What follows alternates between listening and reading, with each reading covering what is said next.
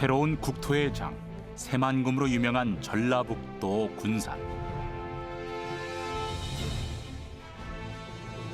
일본에게 약탈당한 우리 민족의 아픔이 서린 역사의 현장. 우리나라에서 생산되는 쌀이 약 50%가 군산항을 통해서 그네들은 수출이라고 하죠. 우리는 수탈입니다. 호남 지역에서 가장 처음으로 독립 만세를 외친 저항의 도시.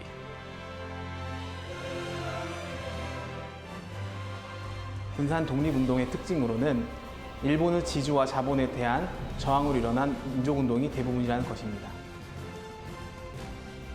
조수 간만에 차가 큰 군산의 개항을 성공시킨 근대 과학의 비밀.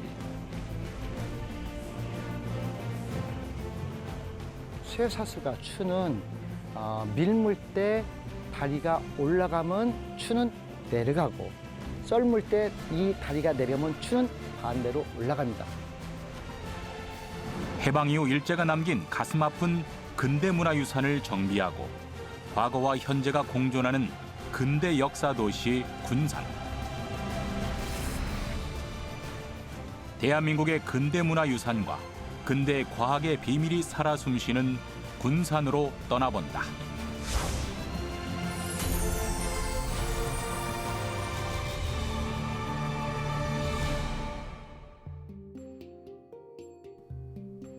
지난 3월 미국과 호주 등 해외 각지에서 발굴한 89편의 영상 자료 중 일제강점기와 해방 직후 조선의 모습을 담은 무성 영상 3편이 공개됐다.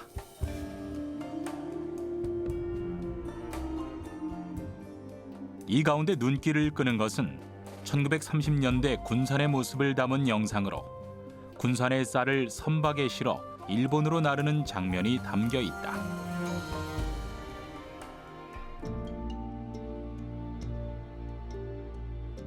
군산항을 개항한 지 10년 만인 1909년. 당시 조선에서 나는 쌀의 30%가 군산항을 통해 일본으로 빠져나갔다.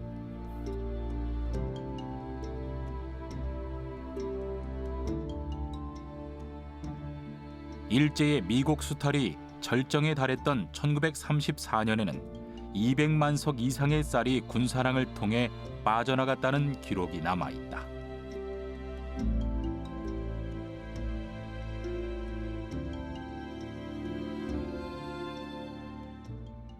쌀도 나갔지만은 이 목화 송이를 무게를 줄이기 위해서 목화 송이에서 씨를 빼서 목화꽃만 일본으로 가져가서 거기서 다시 완제품을 만들어서 역수입을 하게 만들죠. 이번에 새로 공개된 희귀 영상은 그동안 사진과 문서로만 확인할 수 있었던 일제강점기 군산에서 이루어진 일제의 수탈을 확인할 수 있는 귀중한 기록물이다.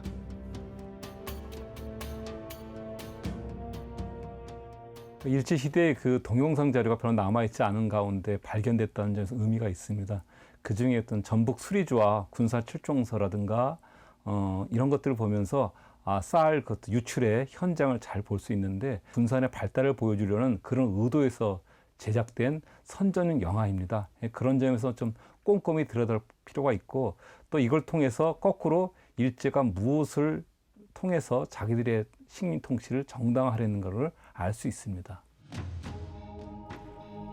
그리고 과거를 보여주는 이 짧은 영상으로 수탈과 저항의 역사를 품은 군산의 한국 근대 문화사가 다시 주목받고 있다.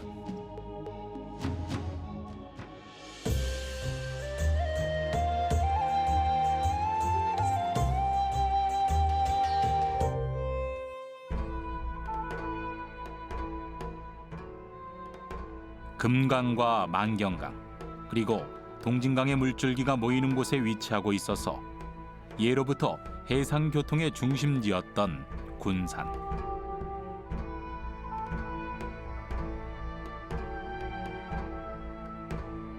이뿐만 아니라 군산은 전주 익산의 호남평야, 김제 군산의 만경평야 등 국내 최대의 곡창지대에서 나는 쌀과 곡식이 모이는 곳이다.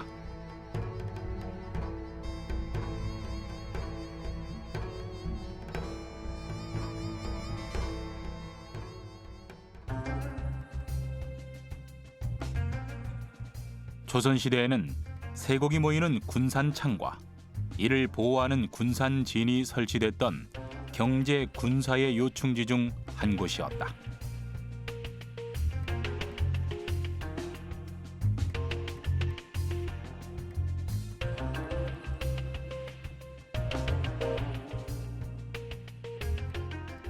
그리고 일제강점기 때 호남 평야의 쌀을 강제로 수출하려는 일제의 계략에 의해 개항이 추진된다.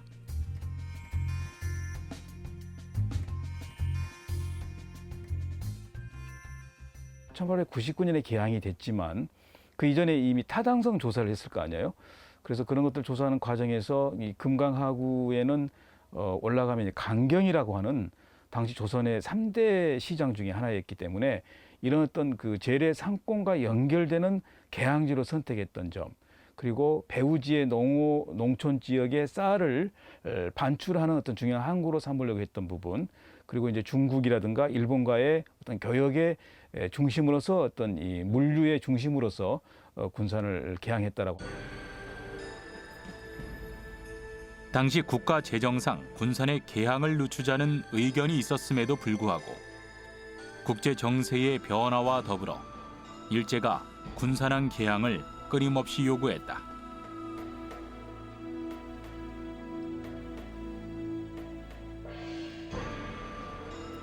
결국 1899년 5월 1일에 부산, 원산, 인천, 목포, 진남포에 이어 전국에서 6번째로 군산에서 개항이 이루어졌다. 군산의 경우는 일본도 물론 원했지만 우리 정부도 당시 어떤 산업화를 하기 위해서는 수출의 필요성을 느끼고 군산 개항을 합니다. 그때는 이제 일본인들이 오로지 독점하지 않도록 각국 거리주로 해서 다른 나라 사람들하고 경쟁하게 했는데 불행하게도 결과적으로는 일본인들이 독점하면서 이 쌀 유출의 중심적 역할을 합니다. 그런 점에서 결과론적으로는 군산항 개항도 어떤 일본의 그 쌀을 유출하려고 하는 거점으로서 군산을 개항시키려 했던 걸로 보입니다.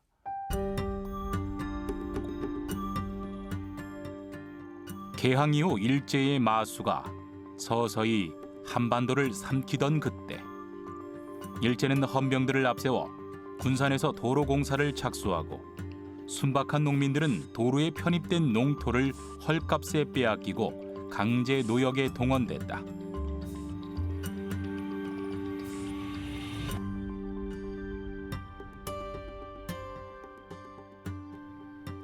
그렇게 만든 도로가 바로 40여 킬로미터 거리의 전주와 군산을 잇는 당시에는 신장로라고 불렸던 전군가도이다.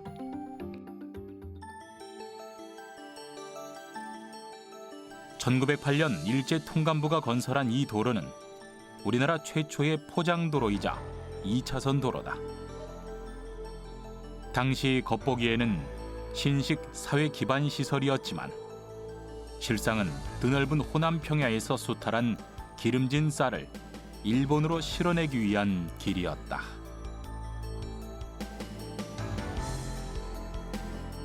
일제 강점기 전북, 김제, 만경 평야를 배경으로 민초들의 삶과 투쟁의 역사를 그려낸 조정래 작가의 대하소설 아리랑에 전군도로에 대한 내용이 담겨 있다.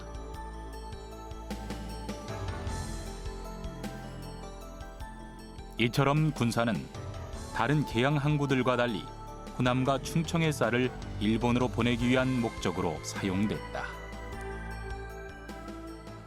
일본은 토지 조사 사업을 진행을 하게 되는데요.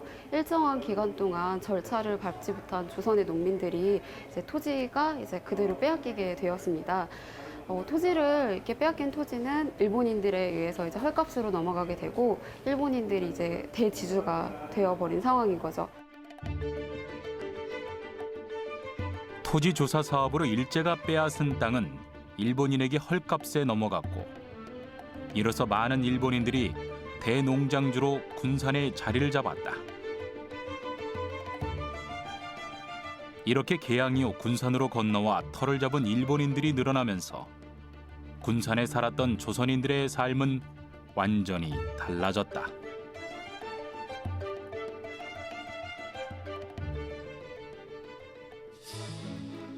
군산시 장미동에 위치한 군산 근대 역사 박물관.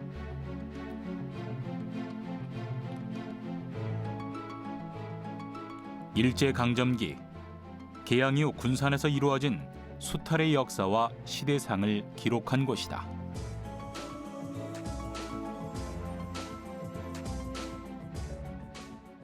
군산은 좀 개발이 늦었습니다. 어떻게 보면 역설적으로 군산 개발이 늦어지면서 옛날 일본식 집들이 많이 남아 있는 거죠.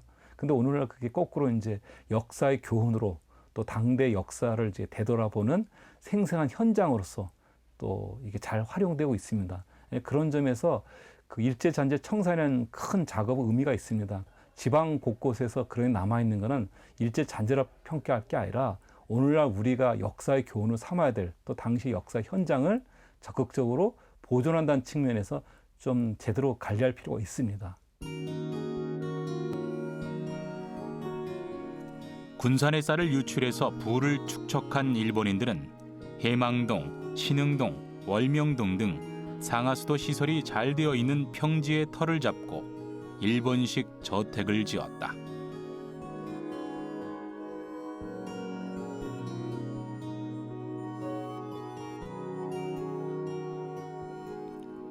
반대로 빈민으로 전락한 조선인들은 산비탈로 쫓겨나 토막집에 거주했다.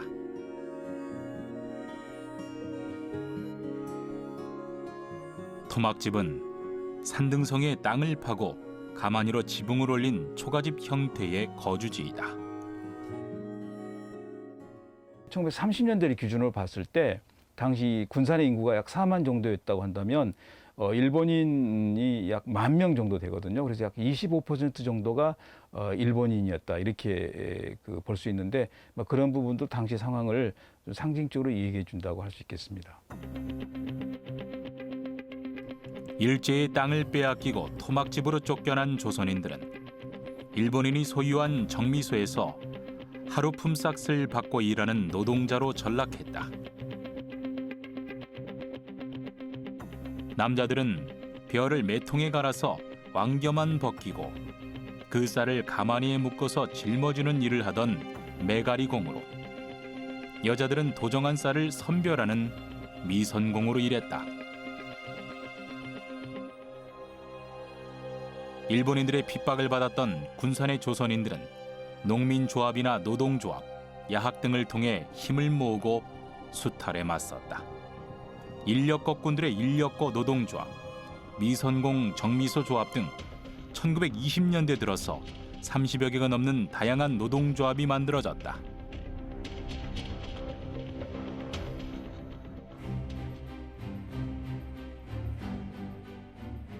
군산의 농민들은 가혹한 일본인 지주에 맞서 저항운동을 펼쳐나갔는데 가장 대표적인 것이 옥구 농민 항쟁이다.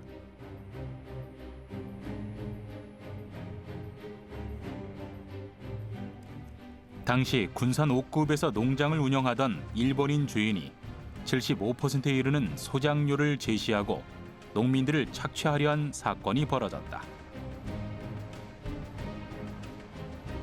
이에 옥구 농민조합 간부들이 소장료를 40%로 내려줄 것을 요구했으나 농장 측에서 거부하고 나섰다. 결국 일제히 수탈을 참다 못한 500여 명의 농민들이 맨주먹과 굳은 신념으로 봉기에 나선 옥구 농민 항쟁은 우리나라의 대표적인 농민 항일운동이다.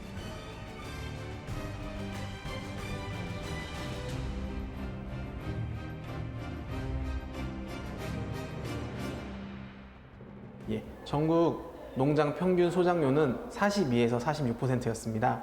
하지만 군산 서수면에 위치한 이업사 농장에서는 75%의 소장료를 거뒀는데요. 이에 이업사 농장의 소작인들은 높은 소장료를 내려줄 것을 요구하며 파업에 들어가게 되었습니다. 하지만 이업사 농장 측에서는 협박죄를 적용하여 일본 경찰에 신고를 하게 되었고요. 일본 경찰은 파업을 진행한 간부들을 연행하게 되었습니다. 이에 김재푼 선생님을 비롯한 많은 농민들이 분개하게 되었고 경찰서를 파옥하는 등 농민운동을 진행하게 되었습니다.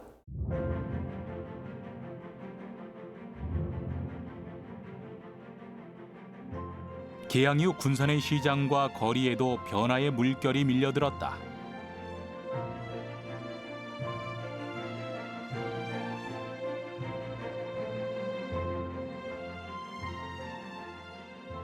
일제강점기 군산의 최고 번화가인 영동상가.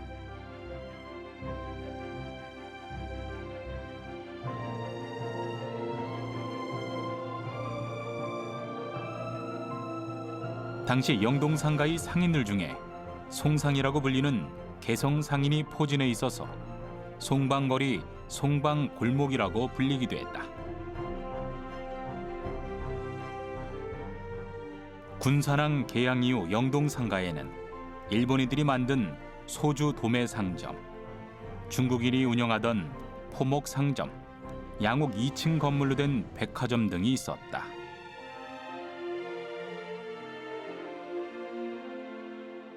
우리가 군산하면은 이제까지 이제 식민지 도시로만 알고 있는데 사실은 개항 이전에도 그 금강하구, 강경포구나 군산포를 중심으로 해서 나름대로 상업 도시로 발전하고 있었습니다. 그래서 이제 일부 동네에는 객주들이 활동을 했는데 개항 이후 특히나 1905년 일제가 통감부 설치한 뒤에는 일본인 상인들이 몰려오고 지주들이 몰려오면서 많이 바뀌게 되죠. 그래서 일본인 같은 경우는 이제 미국 유출을 통해서 또 여러 가지 상업 활동을 통해서 부를 축적하는 반면에서 조선인 객주들은 몰락합니다.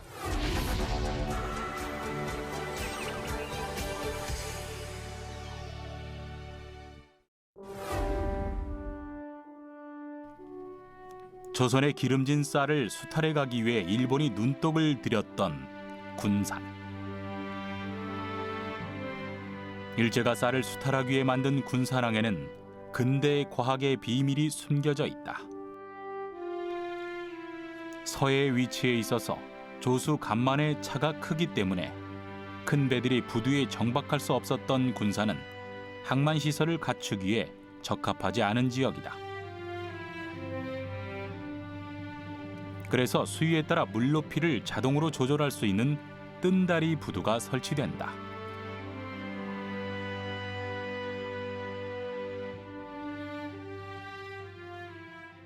뜬다리 부두는 지금 현재 보시는 것 같이 연결다리가 호안 석축에서 2개가 나가고 저 앞쪽에 보이시는 네모배, 함선 또는 방주 또는 영어로 폰톤이라는 네모배가 있습니다.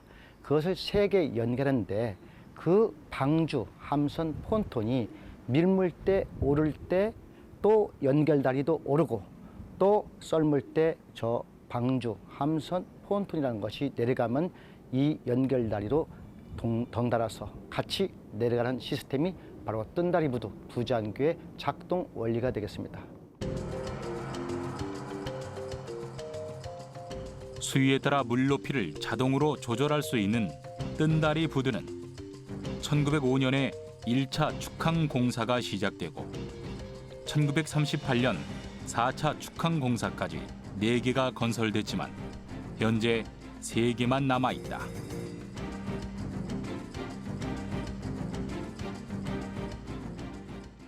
큰 배를 접안을 해야 되는데 큰 배를 접안할 시설이 없는 거예요. 근데 3,000톤급 기선이라 하면 길이가 어느 정도 되는지 가름이 안 됩니다. 예를 들어서 4,080톤급 배 길이가 96m라고 합니다. 그러면 3,000톤급 하면 적어도 85m 이상은 될 거라고 생각을 합니다. 그러면 85m 되는 부잔교를 만들려면 굉장히 큰 다리가 돼야 되겠죠. 그래서 생각을 해낸 게 부잔교를 2개를 만들어서 2개 한 세트로 해서 길이를 연결을 하는 겁니다. 부잔교가 6개가 있었습니다. 그러나 실제 사용하는 것은 2기 한 세트이기 때문에 3척을 접안할 수 있는 그런 부잔교가 형성이 돼 있었던 곳이지요. 조수 간만의 차를 극복하고 군산항에서 더 많은 쌀을 가져가기 위해 만든 부잔교. 근대 과학의 원리로 만든 뜬다리 부두를 통해 군산의 쌀은 일본으로 강제 수출됐다. 광복 이후에 군산항은 53년도에 6.25 전쟁 직후 이 부잔교가 재건되었고 계속 무역항으로 사용됐는데 60년대는 주로 수입품은 밀이라든가 콩, 그다음에 원목 등이 됐고 군산항을 통해서는 합판이 외국에 수출되었습니다.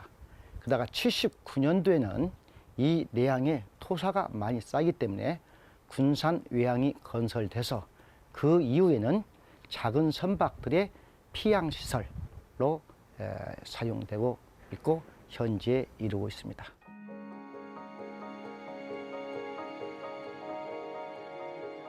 부잔교는 여전히 그 기능을 유지하고 있지만 과거와 달리 오가는 선박의 규모가 커짐에 따라 현재 군산항을 드나드는 선박의 숫자가 줄어드는 추세를 보이고 있다.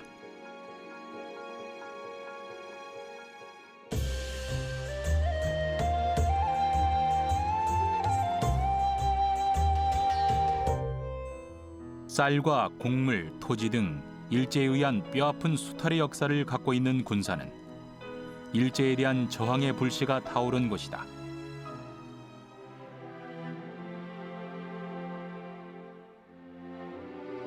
(1907년) 의병운동과 국채보상운동을 시작으로 독립의금부가 세워지고 호남 최초의 만세운동이 일어났다.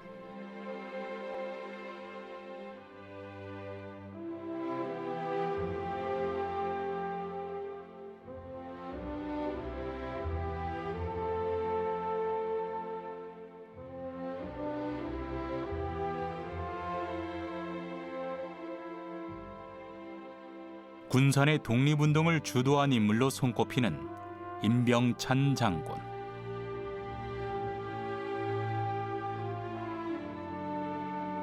옥구면에서 태어난 그는 1905년에 스승이자 조선 후기 애국지사였던 면함 최익형과 함께 의병 활동을 벌였다. 국가의 부름을 기다리지 않고 싸우는 백성의 군대, 의병.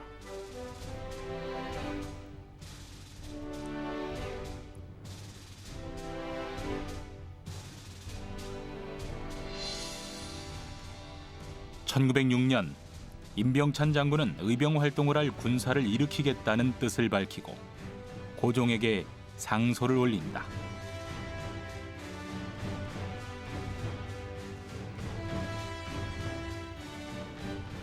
(1910년 8월 29일) 우리나라가 역사상 처음으로 국권을 상실한 경술 국치 이후에 고종의 밀지를 받은 임병찬 장군은 남한 대토벌로 흩어진 의병들과 요림 세력들을 규합한 독립의금부를 만들었다.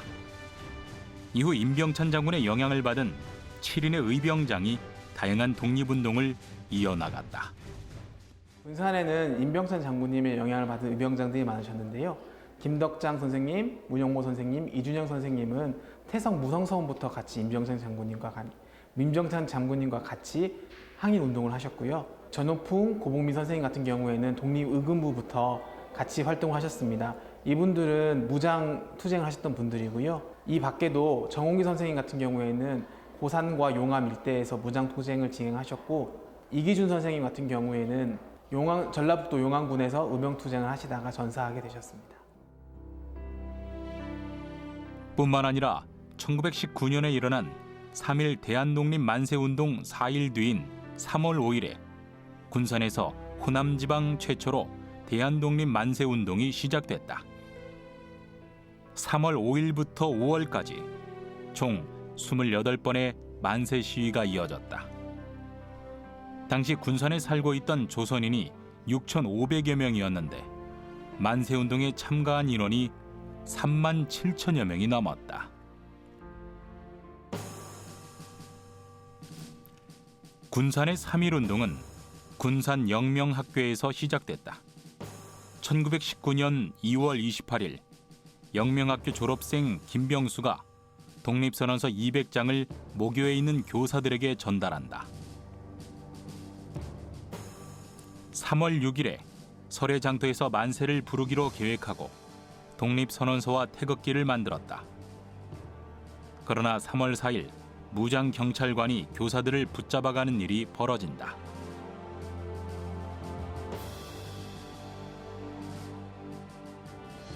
다음 날인 3월 5일에 영명학교 학생들은 선생님의 석방 시위를 결의하며 군산경찰서 앞에서 태극기를 흔들며 만세운동을 시작했다.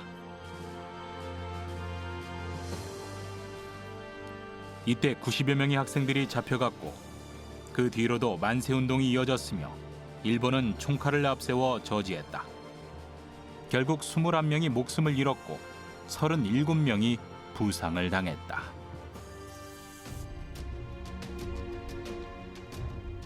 일제에 의한 핍박은 날이 갈수록 잔인해졌고 가혹한 시련을 겪을수록 군산 시민들의 저항 의지는 더욱더 강해지고 그 무엇도 독립을 향한 의지를 꺾을 수 없었다.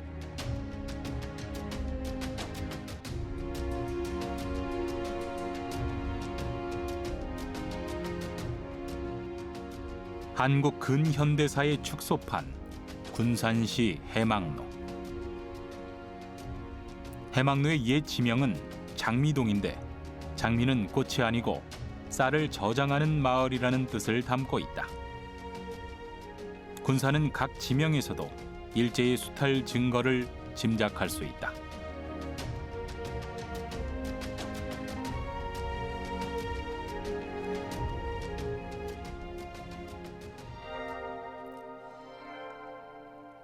그리고 군산의 도심 곳곳에 일제 강점기 때의 흔적이 남아 있다. 특히 군산의 근대문화유산이라고 하면 근대 건축물을 빼놓을 수 없다. 일제가 남긴 근대 건축물 가운데 가장 대표적인 것은 현재 근대 건축관으로 활용되고 있는 조선은행 군산지점 건물이다.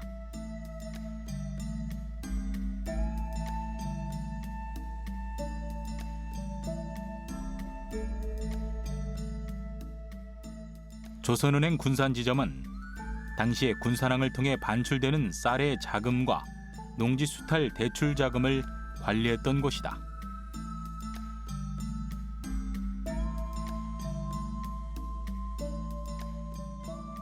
현재는 군산의 근대사를 보여주는 대표적인 상징으로 손꼽히고 있다.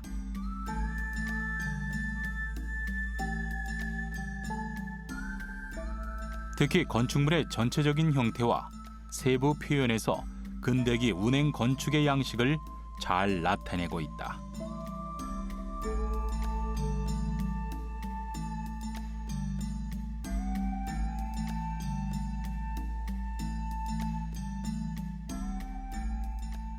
군산에 살고 있는 일본인들에게 쌀의 대금 자금을 준다든가 또는 농지 거래에 대한 대출하는 등 군산에서는 바로 이 업무가 주 업무였고, 조선인 군산지점은 최만식 선생의 탕류에도 나오다시피 일반인 상대로 상업은행 역할, 당시에는 아무래도 이런 서양식 근대 건물은 일제강점기에 일본인들이 우리를 통치 또는 지배하기 위해서 아무래도 관공서 건물은 크고 웅대하게 지었다고 보면 되겠습니다. 현재 군산 근대미술관으로 사용 중인 일본 18은행 군산지점. 앞에 붙은 숫자 18은 은행의 설립인가 순서를 의미한다.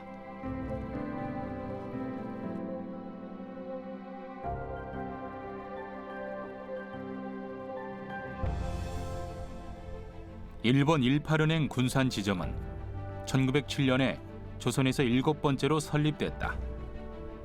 특히 군산의 18은행은 간판만 은행일 뿐 실제로는 고리대금업을 하는 대부업이 주된 업무였다.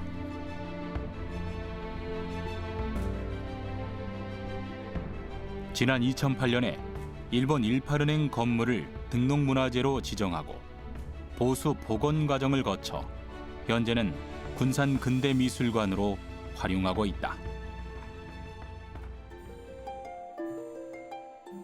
1990년대까지 실제 업무를 봤던 옛 군산 세관 건물.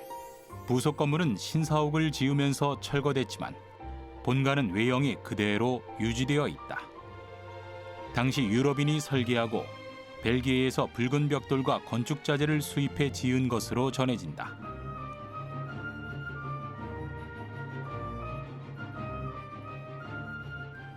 옛 군산 세관 건물은 국내에 현존하는 서양 고전주의 3대 건축물 중 하나인 건물이다.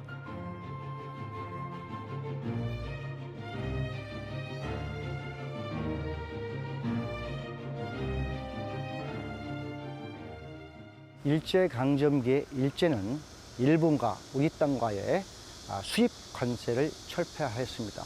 그래서 세관은 항만 유지 관리 업무, 그다음 외국에서 들어온 물건에 대한 수입 관세. 그러나 가장 중요한 것은 군산항을 통해서 일본으로 나가는 쌀과 곡물 등의 수탈의 전진 기지 역할, 창구 역할을 했던 것이 바로 세관입니다. 전라북도 군산시 신흥동. 신흥동은 일제강점기 당시 일본인들이 거주하던 지역으로 현재도 여러 채의 일본식 가옥이 보존되어 있다. 그 가운데 가장 대표적인 곳이 히로스 가옥이다. 2005년도에 국가 등록문화재로 지정이 되어 군산시에서 관리하고 있으며 관광객들에게 개방을 하여서 근대 문화유산을 알리는 장소 역할을 하고 있습니다. 당시에 일본 무역회사였던 미즈 상사는 카페로 변신했고 1930년대 조선 미국 주식회사 쌀 창고는 현재 공연장으로 사용되고 있어 진화하는 근대 문화유산을 만날 수 있다.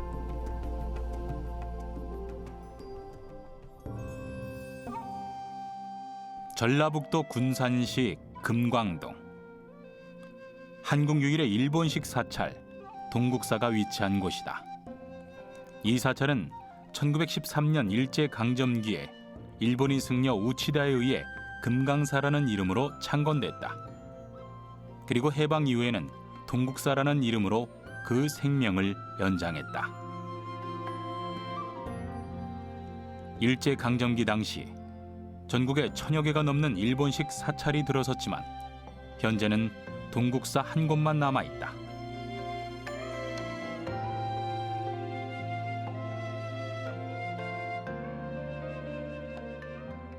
지난 2003년에 등록문화재 제64호로 지정된 동국사 대웅전. 승려들이 머무는 요사체와 복도로 연결되어 있고 호처마 형식이 일본 에도 시대의 건축 양식을 띠고 있다.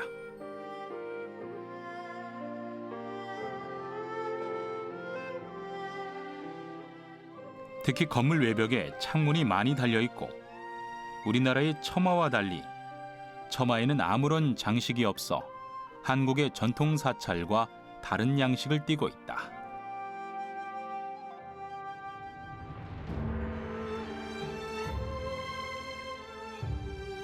동국사에는 1919년 일본 교토에서 주조했다는 동종이 높이 매달려 있다. 동종 몸통에 음각된 축업무는 일왕을 칭송하는 내용이어서 아픈 식민지 역사를 되새기게 한다.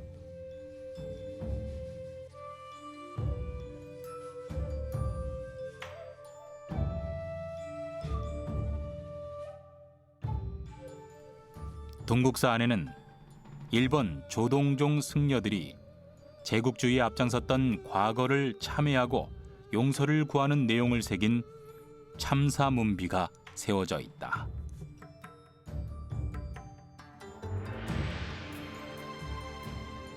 동국사의 전신이었던 금강사를 창건했던 일본의 조동종의 종정 스님께서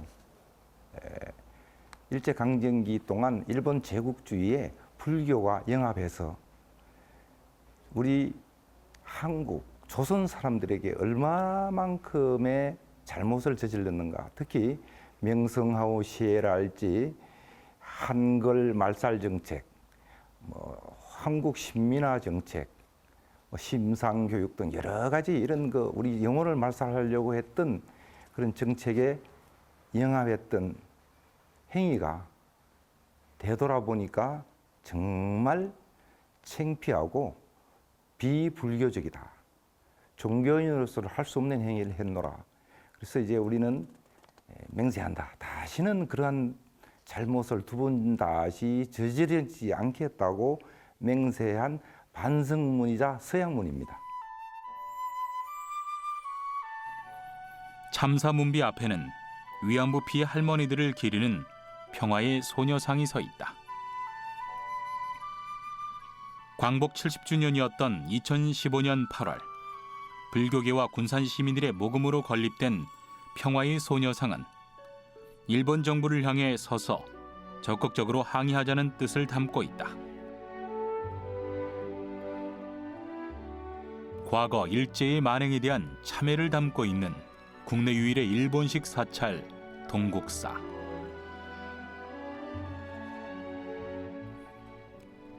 동국사는 일제강점기 유물 발굴 작업을 통해 5천여 점이 넘는 문화유산을 보유한 한국 근대 문화와 역사의 장이기도 하다.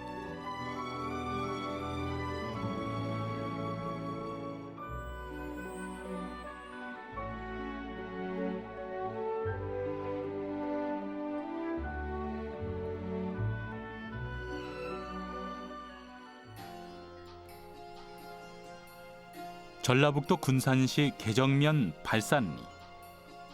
발산초등학교 뒤뜰은 일제강점기 당시 일본인의 농장 창고가 있던 자리다.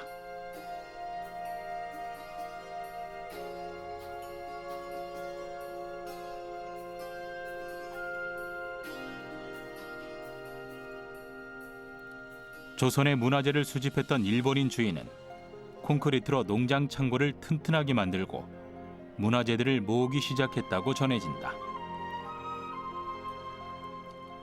당시에는 고서나 고민속품 같은 것을 일본에 내다 파는 것이 쌀을 내다 파는 것보다 부피가 적게 나가면서 고소득을 올릴 수 있었다고 한다.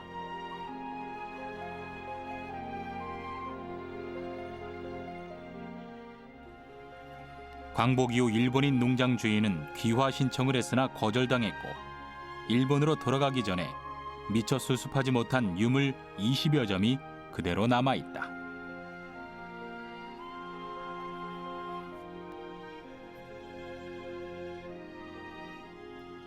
그 가운데 보물로 지정된 5층 석탑과 석등이 발산리 근대 역사 문화유적지에 남아있다.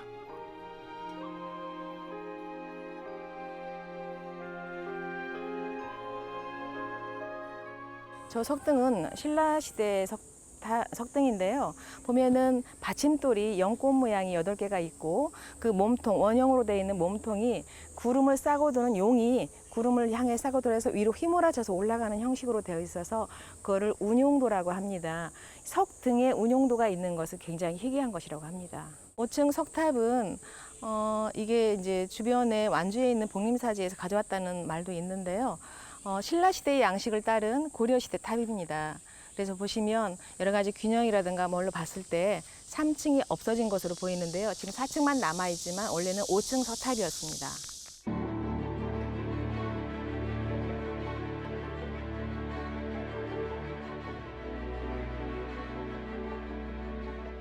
발산리 근대 역사 문화유적지는 일제강점기 당시 쌀과 곡식, 토지는 물론 일제에 의한 문화재 수탈의 증거를 보여주는 가슴 아픈 식민지 역사의 현장이다.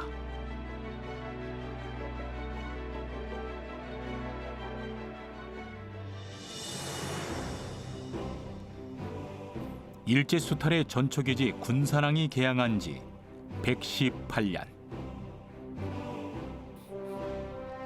누군가는 질문한다. 침략의 역사를 남겨놓을 것인가 말 것인가.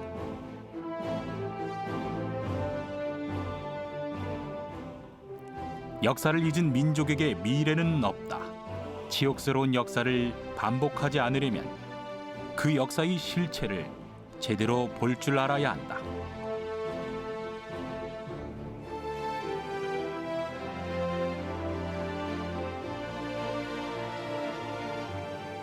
볼거리를 위한 보존이 아닌 역사적 과오를 다시 겪지 않기 위해 뼈아픈 교훈을 새기고 있는 근대 문화유산의 보고 군산에 그 해답이 있다.